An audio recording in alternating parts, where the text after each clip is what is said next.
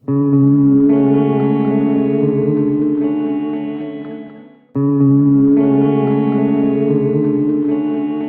get just choked up just thinking about how terrifying it was. And so I found myself at the age of 41, like just feeling like a complete failure.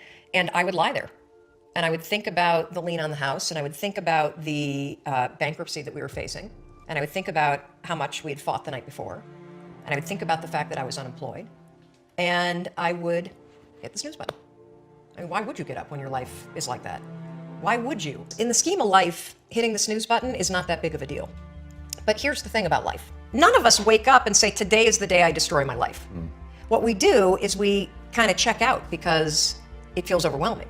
Or we check out because we're afraid. Or we check out because we start listening to self-doubt. And then we make these teeny tiny decisions all day long. We don't even realize it. Decision to not get up on time, a decision to not eat the right thing, a decision to snap at your kids, a decision to not speak in a meeting, a decision to not look for a job, a decision to not deal with your finances, a decision to not call your parents, like whatever it is. All day long, these tiny decisions that take you so far off track. And then you wake up like I did, and you look at your life and you think, how the hell did I get here? And I was about to turn off the TV, and there on the TV, there was this rocket launching, and I thought, oh my gosh, that is it. I am gonna launch myself out of bed like a rocket ship, like NASA, right here, had launched me out of that bed. And I'm gonna move so fast that I don't think. I'm gonna beat my brain. The next morning, the alarm goes off, and I pretended NASA was there.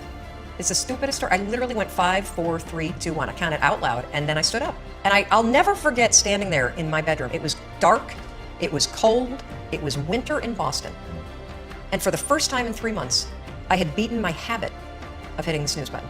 I couldn't believe it, and I thought, wait a minute. Counting backwards? That is the dumbest thing I've ever heard in my entire life. Well, the next morning I used it again, and it worked. The next morning I used it again, and it worked. The next morning I used it again, and it worked. And then I started to notice something really interesting. You have about a 5-second window in which you can move from idea to action before your brain kicks into full gear and sabotages any change in behavior. Because remember, your brain is wired to stop you from doing things that are uncomfortable or uncertain or scary.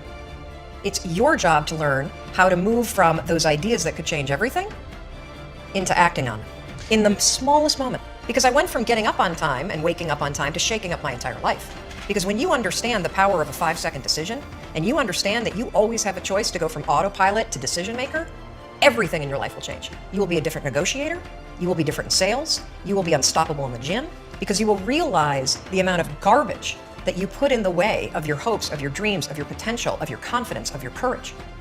Everything comes down to the decisions that you make. We all know what to do. None of us know how to make ourselves do it. So the single most profound use of the 5-second rule is mind control. You can actually use one stupid little trick to push yourself to grab it. I wanted to change my life.